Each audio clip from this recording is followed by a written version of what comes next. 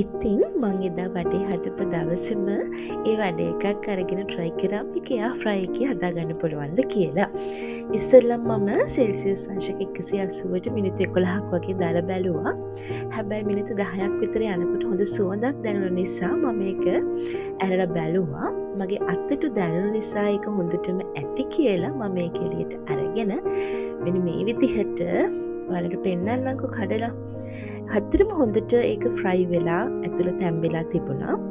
ඒකේ රස ගැන කිව්වොත් ඒකේ තියෙන ඉන්ග්‍රීඩියන්ට්ස් වල රස වෙන වෙනම කටට දැනෙනවා.